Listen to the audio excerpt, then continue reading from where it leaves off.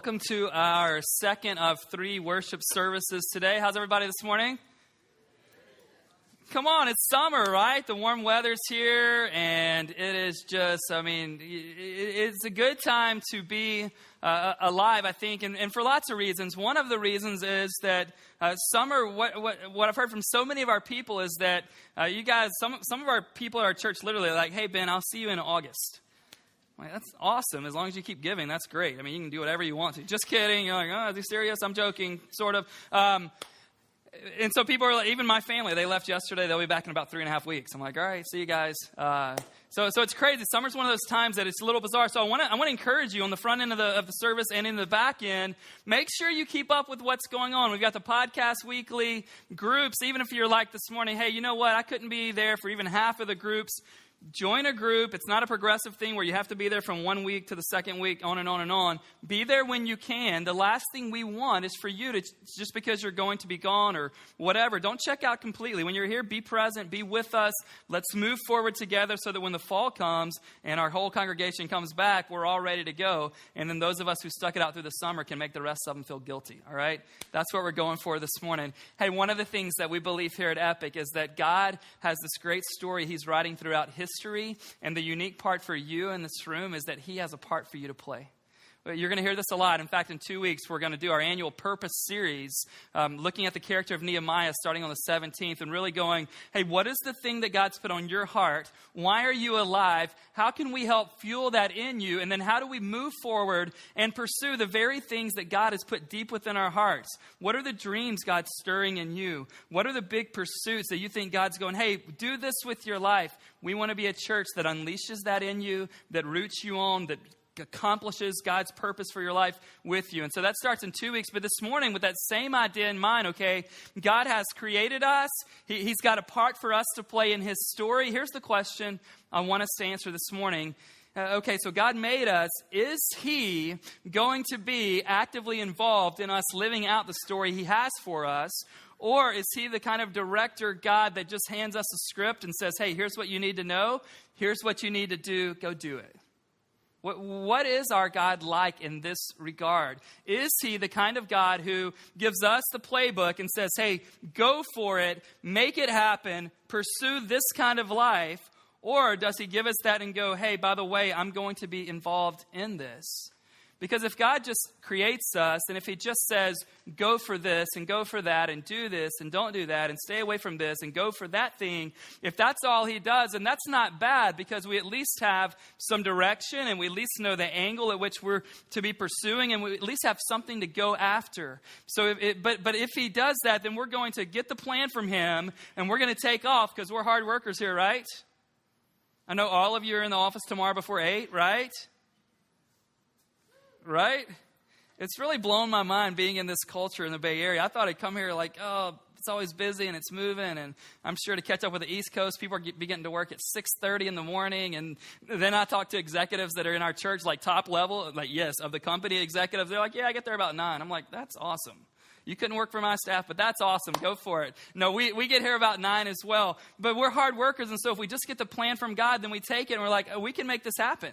Because when you get a plan from your boss, you're just like, I just need to know what you want done, and then I'm smart enough, I'm driven enough, I'm hardworking enough that I can go pursue it. And so if God has just given us the playbook, so to speak, given us the design, given us the plan or the purpose, then many of us will think, okay, well, we can take that and we can make that happen. We can work hard for Him. We can perform well for Him. And we'll do this thing solo if He'll just give us the direction. But what if that's not what God's done? What if the God who has a specific role for us to play in the big story He's writing throughout history, what if not only does He give us the script, but He actually writes Himself into the story? And what if, though you and I think we're the lead characters, right? We want to be the center, right? I mean, don't put me in a movie unless I'm the main hero. True? Right? I mean, Avengers, you got a lot of people competing for who's the hero. Like, I just want to be the hero myself. And many of us do. But what if God writes Himself into the story? And what if He writes Himself in as the hero? And what if you and I get to play the supporting role? But the good news is we don't have to go through this thing called life alone. What if that were true? I want to answer this question by looking at Romans chapter 8, verse 26 was where we'll start. If you need a Bible, would you just raise your hand? This is for you. They're coming down the aisle. just raise your hand high. Our volunteers will put one of the copies of the scripture into your hand. This is a gift for you from us. Romans chapter 8, it's the 5th week of our 6-week series called Change. We've been looking at this great and very popular chapter in the Bible and really going, what does this mean for us? What is it saying to us? And hey, I'm not a fool here this morning. I know that every one of us are at different points along our spiritual journey. Some of you are here because someone drug you here. Some of you are here because you're honestly exploring. Some of you are here because if you talk to your parents today and tell them you go to church, they're going to send you money or something. I mean, whatever the reason that you are here this morning, what I want to hope and what I want to believe and pray for is that God's going to intersect whatever your purpose in being here this morning is with what His purpose is. I'm praying that His purpose would dominate our purpose. And you might walk away this morning going, I needed to be here this morning because I needed to get a sense of what God's up to in my life, if He's up to anything. So would you guys stand with me? We're Romans chapter 8, 26 through 30. Let me catch us up with what we've said the last several weeks, because remember, everybody's checking out for the summer. So let me let you know where we've been. What we've said right from the beginning is that because of Jesus, there's no condemnation for those of us who know Christ. Our past doesn't have to dictate our present or our future. We said that God marks us with His Spirit, and we don't just have to live according to the flesh. We said that for those of us who know Jesus, He's put His Spirit of adoption in us, whereby we become God's sons and daughters, and we cry out, Abba, Father, this term of endearment. And then last week we said that all of us have these deep longings that nothing in this world will satisfy, but one day God's going to bring about this final and ultimate redemption for our lives. So that's where we pick up our story this morning, asking the question, is God involved in this story at all? Is He involved in my story at all? Here's what we see in 26 through 30. Likewise, the Spirit helps us in our weakness, for we do not know what to pray for as we ought, but the Spirit Himself intercedes for us with groanings too deep for words. And He who searches hearts knows what is the mind of the Spirit, because the Spirit intercedes for the saints according to the will of God. And we know that for those who love God, all things work together for good, for those who are called according to His purpose. For those whom He foreknew, He also predestined to be conformed to the image of His Son, in order that He might be the firstborn among many brothers.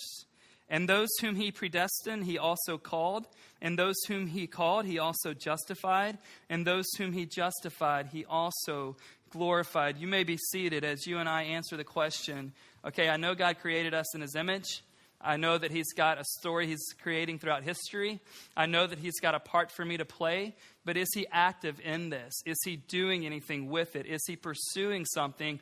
Or is He kind of doing what you're doing this morning? Is He sitting out there while we are on the stage of the story He's written us, and we're living it out while He just kind of watches and makes sure that we get it right, or scolds us for getting it wrong? What is His part? And I hope you see the answer right off the bat in 26 through 30. Right off the bat, we're going, is God involved? Remember, anytime you and I are looking at a specific story in the Bible, or anytime we're looking at a certain text of Scripture, we always need to ask this question: how does this portion of the Bible fit in with the meta-narrative of the Bible, in the meta-narrative of what God's up to in history? And so remember this: God, in the beginning, God creates humanity, and He creates us in His image, and it doesn't take us long to get it wrong. We say that a lot.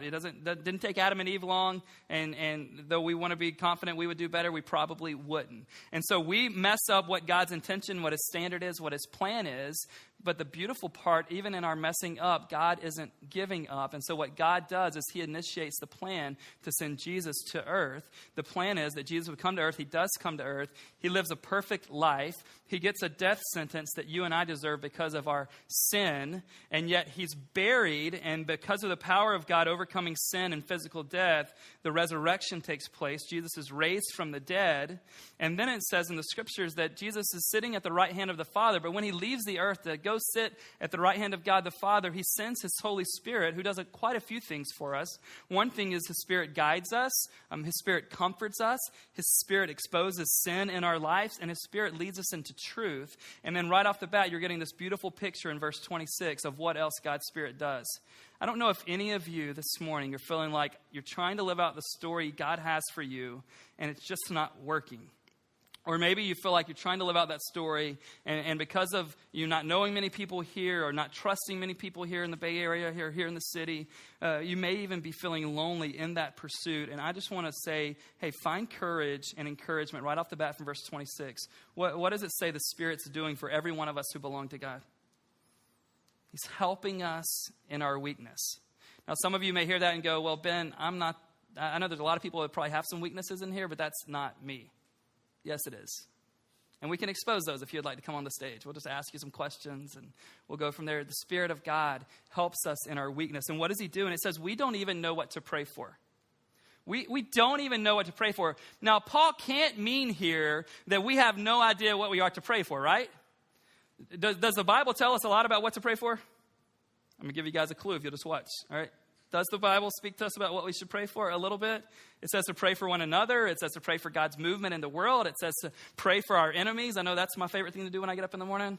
But it tells us to do those things, right? Pray for this. Pray for God's kingdom to come, his will to be done on earth as it is in heaven. And if someone's sick among you, pray for that person. Blah, blah, on and on and on and on and on. It tells us to pray for people. But the Spirit is helping us pray for things that we don't even know we should pray for. We come to a crossroads and we don't know if we should pursue a new job or if we should be content in the one that we have. We're hoping what God wants to do is give us a new job, right? Right? I mean, I have conversations with many of you all the time, especially in regards to employment, things like that. You're like, I just don't know what I should do. I'm working for a bozo. I mean, I'm working for this guy's too hard. I mean, whatever. And sometimes we don't know. What should we do? Or we're in a relationship with someone and we're like, should this thing head towards marriage? There are some obvious red flags we can see if you'll just invite the rest of us into that question first, all right? And then if we can't give you a sufficient answer, then go pray about it. No, we need to pray about these things. But what's awesome is saying that God's Spirit who lives in us is praying for us with groanings too deep for words. And here's what he's praying. Verse 27, the Spirit prays or intercedes for the saints according to the will of God. Is God actively involved in our stories today? Did he just hand us a script and say, go do it, here's how you perform it, here's the key things that you need to know? Or did he hand us a script and say, hey, here's a script, but I'm going to not just be the director, I'm going to be the leading character, and I want you to live out the story that I've got for you. And what it's saying here is that God's Spirit is praying that we will live out the story God has written for us. That you're not in this alone. Like whatever you're like, Ben, it is hard in this city, in my job, in my neighborhood, in my family. It is hard to live out my faith because I'm not getting support. People aren't walking alongside of me. People aren't encouraging me in certain ways. Well, first of all, join one of these groups, all right? And there'll be somebody in the group, I promise, that will do that. Hopefully everyone. But someone will do that. That's the first thing I'll say. Secondly, be encouraged. You're still not alone because God's Spirit is praying for you for things you don't even know you need to pray for. God's Spirit's going, hey, God, would you do this for him? And he's praying according to, verse 27 says, according to the will of God. He's praying according, not to our will. And right off the bat, we see God's involved in our story being played out. But hear this. While God's promised to be involved in us living out the story he has for us, what he's not promising is to be involved in the story that we're demanding he write for us. It's two very different things. We say around here all the time that you and I can create small stories or mini missions for our own lives where we're the hero, where we're kind of on the throne, where we're in control, where we direct it. Or we can submit ourselves where God's the hero, he's on the throne, he's got a bigger story, a bigger mission in our lives. And I just want to say right off the bat, don't leave this morning thinking that regardless of which story you pursue, that God's in this and helping you get that story accomplished. What God and what God's Spirit is about in you is accomplishing what God's story is for you. Does that make sense? Like he's not going, hey, Ben, why don't you tell me what your ideas are for the church, and I'll promise I'll bless all of those and help you accomplish them. He's not doing that. He's got a way he wants me to lead our church, a way he wants me to interact in our marriage, the way he wants me to lead my children. And what I need to do is go, hey, do I want to get on board with what his story and his plan are? That is the thing he's blessing. He is not waiting for me to go, hey, God, I've got a better script. Aren't we handing God better scripts all the time? God, I know how the story should go. God, I know who should recognize me and want to marry me. God, I know which job I should get. God, I know that I should get paid this kind of money and not have to do much regarding responsibility. God, I've got a better script for you. I just want you to know this morning that God's script is better than yours. But secondly, he's not negotiating for a different script. He's not negotiating for a different playbook of the story that he has for you. He is the one who's thought of what the grand story is, and he's also thought of what your significant part is. There's a reason you have the DNA you have. There's a reason you have the passions you have. There's a reason you have the gifts you have. We're going to explore that in 2 weeks. And God wants you to go, hey, do you want to join in what he's doing, or do you want to really continue to ask him to bless the thing that you're doing that he's not into? I think we need to think through that, but the Spirit's helping us. He's helping us pray. And we don't even know what to pray for, but he's helping us. He's guiding us. He's directing us. I know many of you know this, but my wife Shauna and I, we have 3 boys. They're age 8, 6, and 4, and we're beginning to hand them new responsibilities, but we don't give them complete freedom, all right? And there's a reason why we don't give them complete freedom. Brushing their teeth would not happen if they had complete freedom. It just wouldn't. Like, the only time that they don't have to brush their teeth is when we get home at an ungodly hour. We've been out at a party or something like that. We get home at an ungodly hour, or if mom happens to be away at a girls' night. Just confessing. Like, oh, you guys will get it tomorrow. But there's a reason why we direct them towards that. We know that we don't want to pay their dental bills down the road, A, but B, we know what's best for them. It doesn't really matter what their opinion is. We're trying to direct them. And when it comes to rest at night, we don't leave it up to them. Hey, guys, what time do you want to go to sleep? We don't do that because we know that God is using rest to restore their bodies. He's using rest to keep them healthy. He's using rest to refresh them so they're prepared to take on the challenges of the next day, the same thing he does with us. And we also try to protect them from certain harmful things, even if they're unaware that those things are harmful. They're like, why should I not take the skateboard down the hill? There's a reason. It doesn't matter what their opinion is. And what God's Spirit is doing in us, that he is praying, and he's praying according to the will of God. He knows the heart of God for us. And what he's trying to do is urge along God's story to be played out in our lives. And so the first thing I just want you to settle in on this morning is that you're not alone. God hasn't given you the playbook and stepped away. He's not coming to check back in with you when you get it perfected. He's not going to show up and clap for you when you perform well. He's going to be guiding you along the way. His Spirit's going to be praying for you, and he's going to be praying for you according to the will of God. Now, some of you in this room, it scares you to death that he is actually trying to make the will of God happen in your life, right? When we fight against God's will, when God's pushing us this way and we try to go that way. Have you ever read the story of Jonah? Worked out well for him to go against God's will, right? Right? Jonah's like literally running. What we do in our hearts, Jonah's doing with his feet. He's running away. And God's like, oh no, you're going to go tell those people about my love and you're going to like it. Right? I mean, this is God's response. And some of you are like, oh, I hate that. I don't even want my mom and dad praying for me, much less God's Spirit. Well, if you belong to Christ, if you truly belong to Christ, that's what he's doing. That's what he's orchestrating. That's what he's working on your behalf. Let me tell you something. If you would have known me 10, 15 years ago, maybe even shorter distance than that, you would never, and I would have, and someone would have told you or told me that I would be on this stage doing what I'm doing here 10 or 15 years later, we would have all laughed. Like falling out laughter. Like there's just no way, because I didn't want to be a part of it. I didn't even want to live for God where I was, much less lead other people to do the same thing. I didn't care.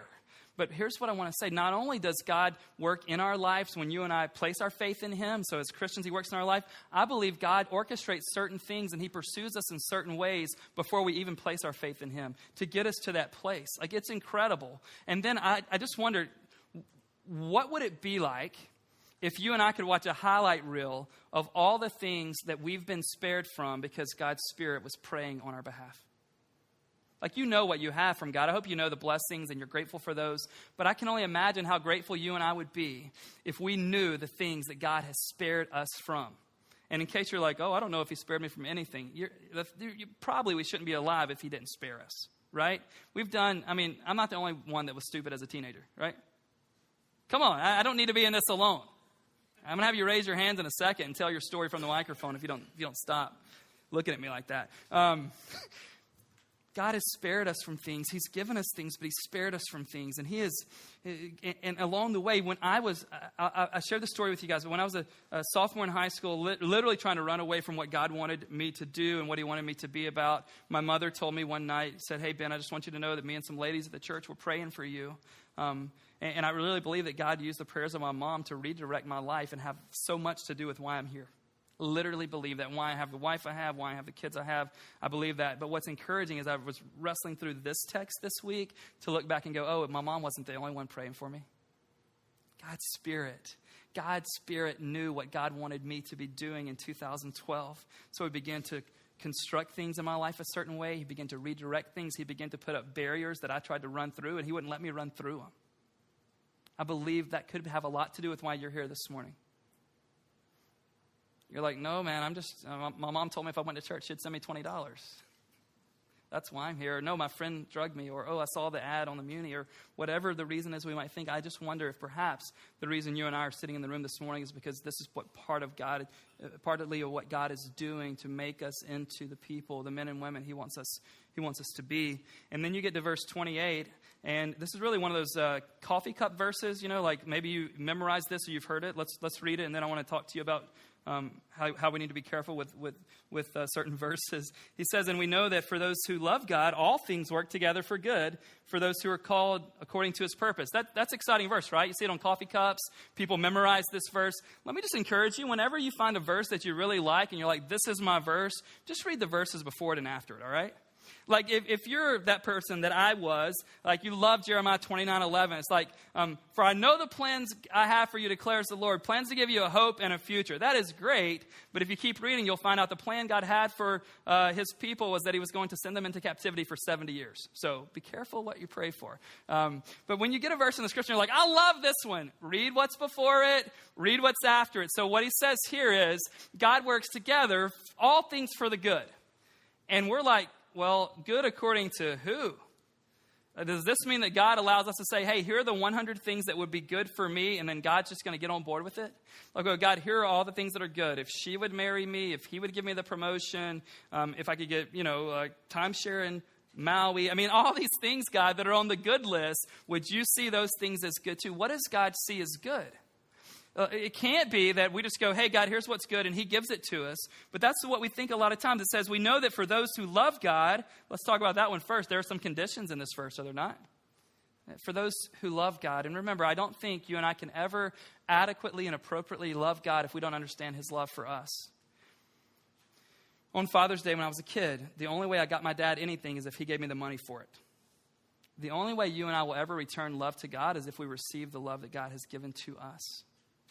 Loving God, not for all the things He could give us or has given us. Loving God for who He is, that He's glorious, that He's holy, that He's lovely Himself, that He is perfect, that He's pure, that He's majestic, that He's all-powerful. There are lots of reasons that you and I should love God, not just for what He gives, but for those who love God, God is working together all things for the good. The question is, what's the good? Like if He's doing this, but here's what's really cool. Before we get to the good, is God actively involved? Is there a present tense verb with God in verse 28? He's really, even though the subject looks like it's all things, God's the one who is working. And so the Spirit is praying, the Spirit is helping us, the Spirit is groaning for us. And in verse 28, God's actively working in our lives to do what's good. Look at verse 29 for a definition of what is good.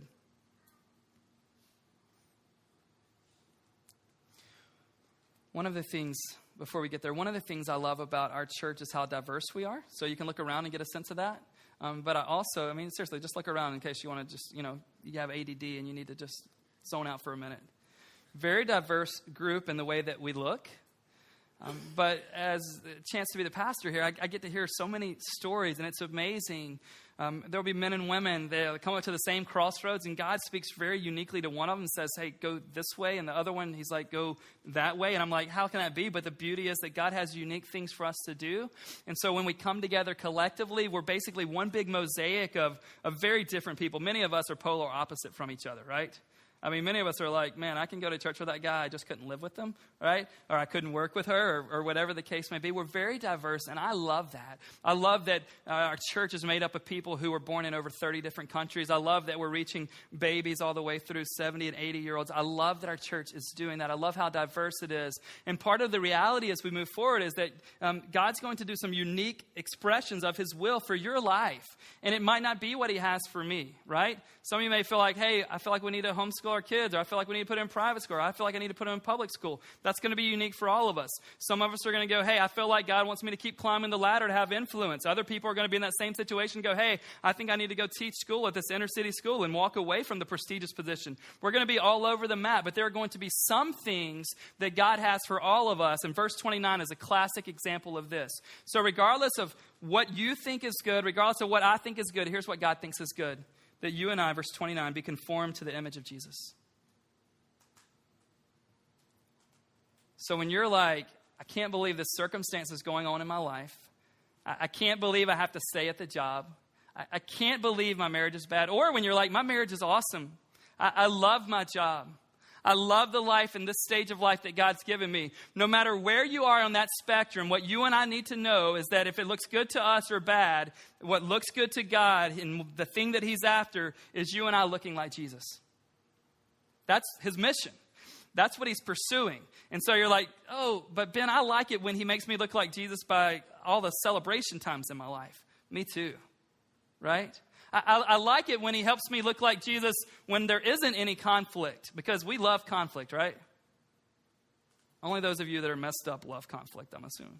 No, most of us don't love conflict. And so we're like, that's not good. God, I wouldn't call that good. Why do you call that good? That's not good. But what God sees as good is anything that he can shape us and our circumstances toward making us into the image of Jesus.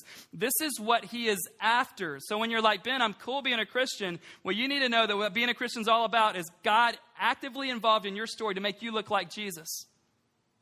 And if you're like me, you're like, man, I am so far from that image. Some days, right? Like, I'm not sure this is happening. And he's going, here's what I'm after. The reason I'm involved in the story, the thing that I want to become true is for you guys as a church, for you as individuals, for you in relationships. I want you to look like Jesus. That's what he's up to. That's what he's actively involved in seeing happen. That's when you think about how we get a vision for something in our jobs or in our families, what we have a vision for is what the end picture will look like, right? So we have a vision that God would start a church, and we have a vision that God would give us many campuses throughout the city, and we have a vision, we can see what it looks like in the end. Well, God's vision for your story, he's got all kinds of different unique circumstances you're going to go through, some highs, some lows, but at the end of the day, this is what he's after. And some of you are like, Ben, I don't know if I want that. If you don't want that, then you're going to have to reject the story that he has for you. Because this is what he's after. This is what he's after in me. This is what he's after in you. Here's what Paul would say in Romans 12:2 about being conformed. He says, do not be conformed to this world, but be transformed by the renewal of your mind, that by testing you may discern what is the will of God, what is good and acceptable and perfect. He says, don't be conformed to the pattern of this world, right? A pattern is just, you're tracing something. You're following the pattern of this. He said, don't be conformed to that. Don't be molded into that. That's not the story I have for you. That's status quo. That's like where you're the boss. That's less than what I have for you. Don't be conformed to that, but be transformed by renewing of your mind. I think 3 ways to keep your mind renewed. I could give you a lot, but here's the 3. They're very simple, but I think you need to be engaged in them weekly, if not daily. I think we need to get the scriptures into our hearts and minds. That's where we understand who God is. He's renewing us. He's making us new. Scriptures into our hearts and minds. I think we need to be people who are praying. The fact that God's allowed us to connect with him, we need to be taking advantage of that privilege. And then third, you need to be involved in community. And I don't mean you need to work with a bunch of people or live around a bunch of people. We kind of all accomplish that by living here, right? What I mean, and I don't mean even being with a couple of friends talking sports and just kind of hanging out. Those things are all fine and good. What I mean is that you need men and women who are actively in your life, pressing you on to what God's mission is in your life. Not that you can't have friends who aren't about this, but you and I need some friends in our life, some people in our lives that are pressing us into. If we know and they know that God is about making us look like Jesus, then we need to help each other out throughout the process. None of us need to do that alone. Prayer, scriptures, community, the real community. And Paul would say this in Philippians 1:6. He says, I'm sure of this, that he who began a good work in you will bring it to completion at the day of Jesus Christ. We've been asking the question this morning, did God just hand us the script, or is he still involved? And what Paul is saying is something really beautiful. I want you to catch it. He says, the God who began the thing in your story, the God who began working in your story, this is pretty cool. That God's going to complete the story.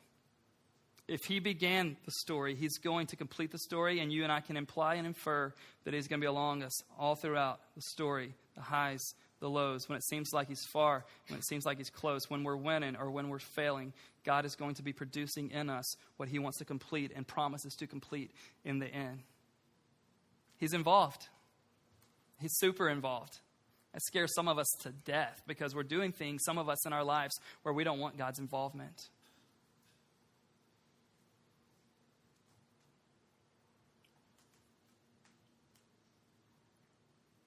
Verse 30 will show us God's involvement at every stage of our existence. Verse 30, Paul writes that, and those whom he, God, predestined, he also called. So he's saying predestined, those whom God knew long before their parents knew who they were, long before they were conceived, long before they were physically created. God knew us. And then he called us. Maybe some of you are experiencing that even this morning. Like he knew us, but then he called us. He called us to himself. He called us to reject living for ourselves. He called us to reject living the small story and to embrace by faith in what Jesus has done for us and live in his story. And then he's the one that justified us. Justification is just this legal standing that God gives to every man, woman, boy, and girl who places their faith in Jesus for the forgiveness of their sins and repents of their sins. That's what God is up to. He justifies. And then Paul uses the term glorified in the past tense, but it's really a future tense thing. What we said last week is that there's one day coming when you and I, for those of us who know Christ, have been changed by him and transformed and are becoming like him, as we just read. We will experience final and ultimate redemption one day for those of us that know him. We say all the time around here things to you about what you need to pursue, right? Maybe you remember the Chase series from last fall. We said, hey, you need to go after this kind of thing. You need to follow that. You need to pursue this. And all the time I want to talk to you, in fact, 2 weeks, that series, don't miss it. It's on the book of Nehemiah. It's our purpose series for your life, really looking at what do you need to pursue? What does God put on your heart? What does he want to bring out? Because we say that whatever God puts in us, he wants to bring out of us. So that's really about our purpose. What does he put in us for a purpose? So we talk all the time about what you and I are to pursue. But this morning has really been a summary about what God is pursuing. It's really been about, like, if you go, Ben, okay, I know what I'm supposed to pursue in the story. God has these things for me. But what is he pursuing? What is he after? The first thing he's pursuing is you. He's gone to incredible lengths to pursue you. To pursue your heart. To win your heart. He's pursuing you. He created you not so you could come and just figure out how to make yourself happy. He created you because he loves you and he wants to have this reconciled relationship with you. So he's pursuing you. And as he pursues you and you and I respond to him in faith, the next thing we can see that he's pursuing is us becoming like Jesus. That's what he's after. Now again, all of us this morning could go, good night, Ben. I am so far from that. I'm so far from that. Here's the good news. This is what he's going to do. He's going to complete it. That's what he's pursuing. That's why he's actively involved. That's what the Holy Spirit is praying for us. That's what God is working for our good. And the question we've got to ask is, if we continue to move forward in our own lives, in our own story, are we going to do things his way or continue to choose our way? You can't have it both ways.